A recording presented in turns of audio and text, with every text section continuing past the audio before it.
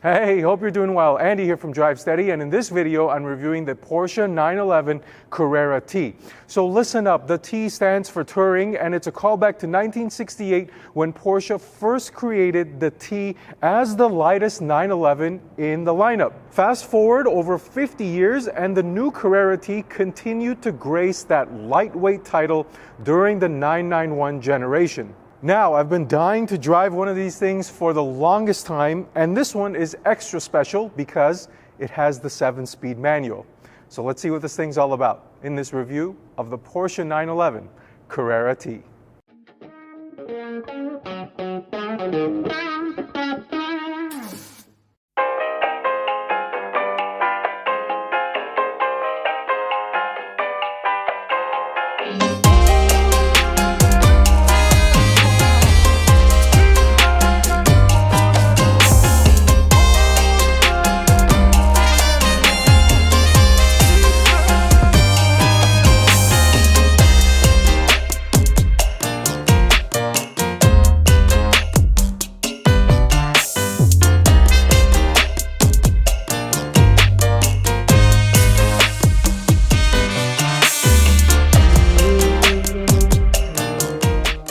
Alright, so let's start the review off by thanking Porsche of downtown LA for allowing me to review this 911 T today.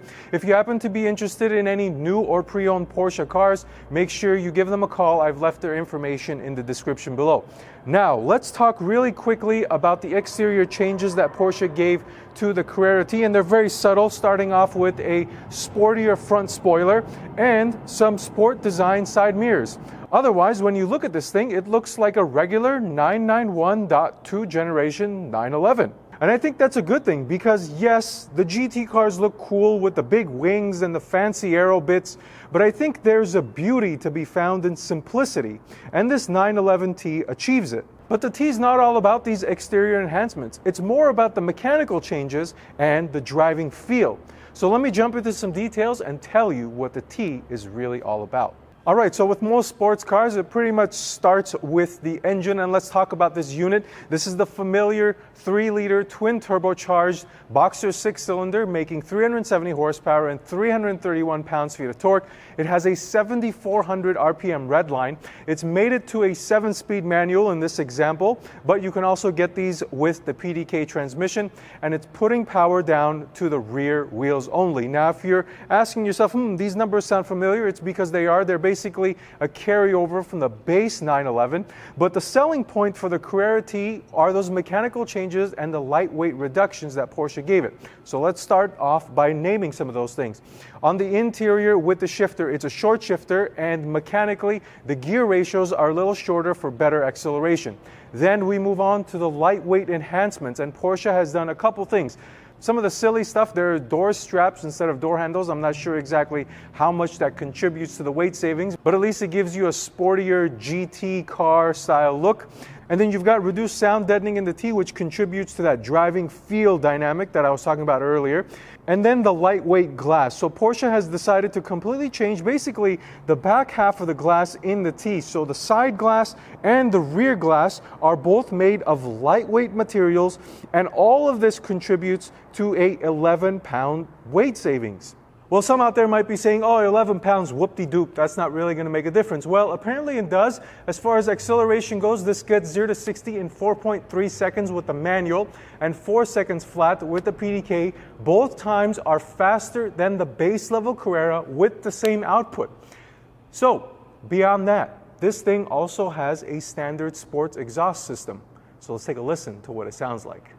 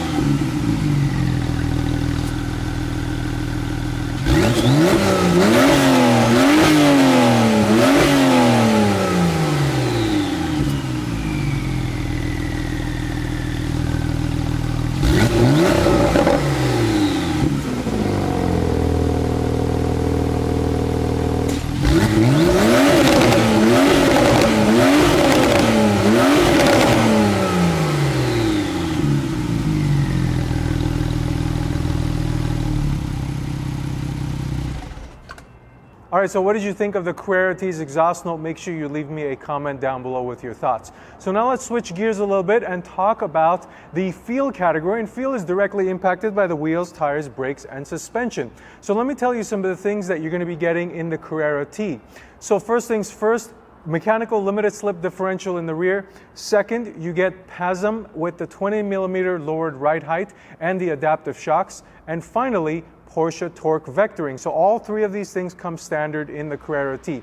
Now, one other thing I saw, and Porsche does this once you get in the higher trim levels of certain models, and that's unlocking certain features. Now, that directly translates to the Carrera T as well, because in this trim level, you could get the rear wheel steering, which you couldn't get in the base level Carrera. It just wasn't an option. And I also saw this when I reviewed the 992 generation of the 911 with the base level and the Carrera S. There were just certain things that were available in the Carrera S that just weren't in the base level Carrera, and the same thing goes for the T. Now let's switch gears again and talk about the wheels, tires, and the brakes. Now these are the 20-inch wheels that you would get in the Carrera S trim level. They're painted in gray. They're 20 inches on all four corners, but the width is different. So you've got 8.5 up front and 11 inches in the rear. The tires that are wrapping them, two 45s up front and a substantial 305 rear section tire in the back. So let's jump inside the wheelbarrow. Finally, you've got the same braking system that you would get in the base level Carrera. 13 inches and 4 pistons on all four corners. So Porsche is maintaining some of the things in the Carrera trim level or the Carrera T trim level. Same brakes as the base level Carrera, same power output, but the weight reduction and the suspension bits as standard, and the unlocking of the rear wheel steer, which I hear is a pretty substantial option and makes a significant difference during feel, whether slow speeds or fast speeds. Now let me jump onto the inside really quickly and tell you what's going on in there, and then we'll go to the driving portion of the review. Alright, so now the interior of the Carrera T, and there's some visual differences in here, starting off with the door loops that I mentioned, that replacing the door handles, and then you've got cloth seats. So this might be frowned upon by some people, saying, oh, it's a $100,000 sports car, why do I have cloth seats? But I like the cloth seats a lot. It adds to the sporty nature of the 911, and it's not like they're fully cloth, it's just the center section and the sides are leather. But one thing this car does have is the upgraded deviated stitching pack, which gives you, well, at least in this car, it gives you yellow deviated stitching, and it's a beautiful contrast against the Miami blue paint. There's deviated stitching on the door, on the dash. It continues onto the cloth seats and also onto the rear. So this is a really nice spec as far as color and certain options. This also has the fire extinguisher down here in the passenger seat. This is a must, and it looks very, very cool. But let me continue on to this seat. So this is actually a very comfortable seat. It's the 4-way seat as standard, so you do have to manually move it forward and backward, but the rest of it is automatic. The bolstering is fixed. There is no adjustability in the side bolstering or in the thigh support, but it holds you in place really nice. It's a really aggressive, somewhat comfortable seat. I can't say that it's the most comfortable, but I can see somebody using it on a day-to-day basis without any issue. Now, one thing that the Carrera T also got as an unlocked option are bucket seats. Now, you couldn't get this in the Carrera S, you couldn't get it in the regular Carrera. In fact, this was the only regular Carrera model you can get the bucket seats. Of course, you can get them in the GT trim level, and what this meant is more weight saving. So remember, I was telling you they changed the glass and that saved 11 pounds. Well, if you add the bucket seats, it saves an additional 33 pounds, bumping up the weight savings in the Carrera T to 44 pounds. So the bucket seat is a substantial weight decrease in the Carrera T.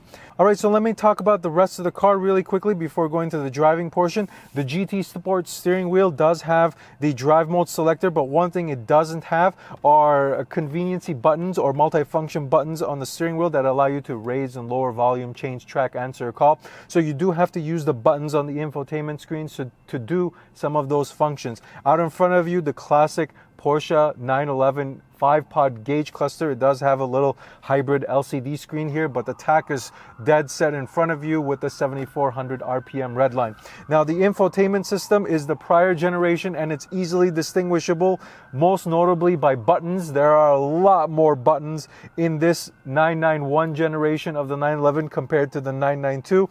And Porsche is definitely moving towards a decluttered interior, but it's not to say that this is a bad infotainment system. Technology always trails behind the farther and farther you go into the future, and it's no different here. This looks like an older infotainment system. It doesn't suck, but it does have decent function. It does have navigation. You can connect your phone, Bluetooth audio. I believe it does have Apple CarPlay as well. It doesn't have Android Auto.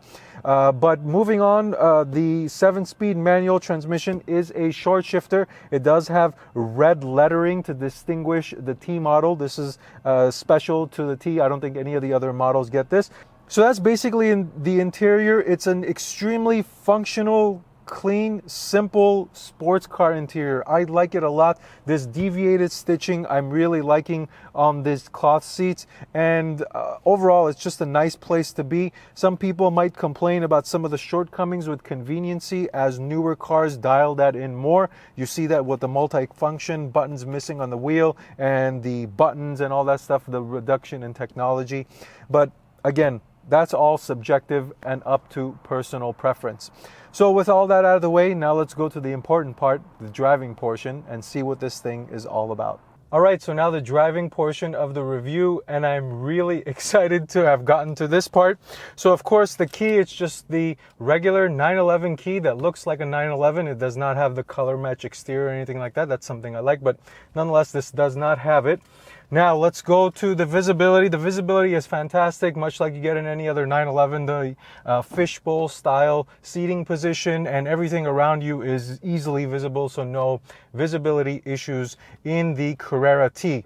So now this thing had a base price of, I believe, $102,000 or $103,000, and given COVID and this being a manual transmission, these are selling for a pretty penny now, basically almost the same as what they were new as used cars. But this is not the only car that's kind of adjusted its price based off of the current market. But anyway, beyond the price, let's see what this thing feels like to drive. So foot on the brake, ignition of course on the left, clutch pedal in. And at startup, it sounds really nice as well. The typical Porsche startup sound from the exhaust. Seatbelt on, and I'm gonna leave the air conditioning on today because it's rather hot outside. So put it in first, release parking brake. It releases it by itself, I don't need to do it. Anyways, first things first, the transmission, the shifter and the clutch engagement are precise, very easy to get used to. I got in and I was like, okay, I've been driving this car for like my entire life. So it's a really, really nice clutch pedal. I'm gonna go ahead and put it in sport mode. And we're gonna get a nice straight stretch here.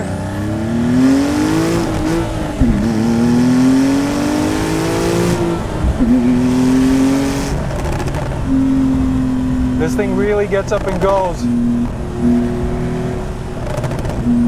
And when you're in sport mode, the backfires of the exhaust kick in. It's interesting, when you're in Sport Plus, this is disabled.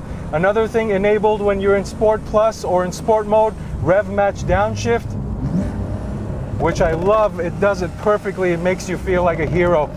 And I could definitely sense the experience in this car is one to be coveted and one that is slowly going away. I could definitely feel the sound deadening being reduced in here. I'm getting a lot more noise in this car from the exhaust.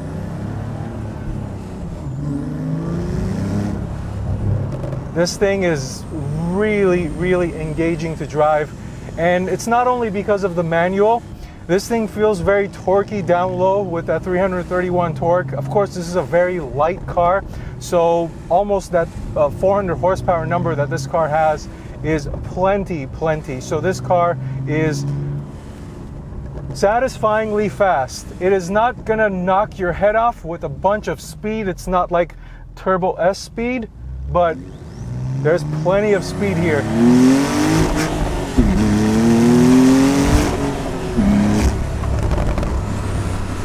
Plenty of speed, yes.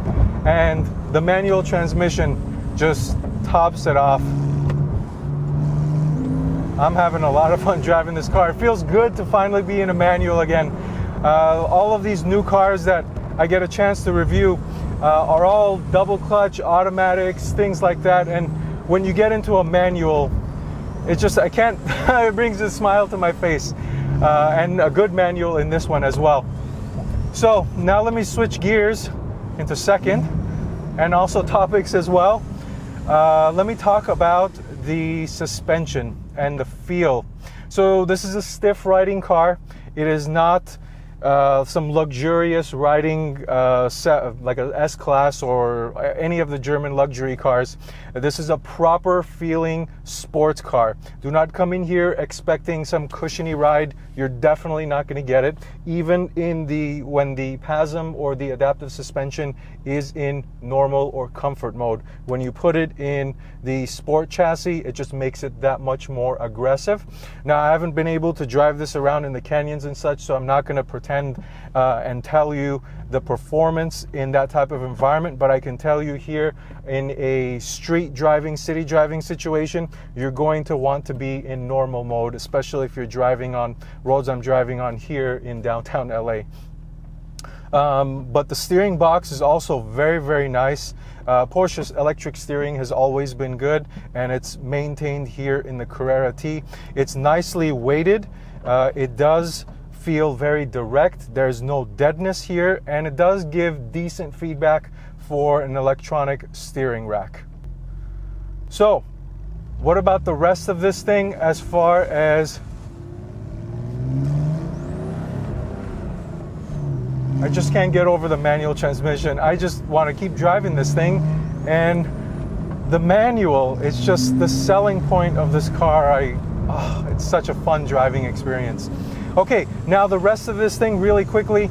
The infotainment system, daily drivability, this is more than enough. You don't need more than this in a daily driver. This is plenty of technology and conveniency, and when you've got the manual transmission, you really don't need anything else. And the exhaust sounds really good. Let's give it another pull. Oh yes. Woo! Plenty fast enough. I don't know of anybody that can get in here and say this is a boring or slow driving experience. No way, no how. So as you can tell, this car is definitely putting a smile on my face. Oh man, I'm slowly falling in love with this car. This thing is amazing, and it's probably because of the manual. And overall, it's just a fantastic car. It feels great, and I keep raving about it. Anyways, so do I recommend this car? Yes, absolutely. This feels like the Miata in the Porsche range. People will just look at it and be like, oh, 370, it's got the same torque level, the same engine output as the base Carrera. But the manual transmission, much like it does for the Miata, it really wakes this whole thing up. And it's a shame that manuals are just going away. But I'm glad that Porsche keeps putting them in their cars. Thank you, Porsche. You're doing everybody a favor. So that's pretty much all I've got to say about this car. I cannot say enough good things about it. It feels so amazing. If you're on the fence about buying this thing, please don't have any second thoughts. This is such a fun thing to drive around. So if you've got any other questions, please leave me a comment down below or send me a message on Instagram at DriveSteady. Otherwise, thank you for watching this video. Until next time, drive steady.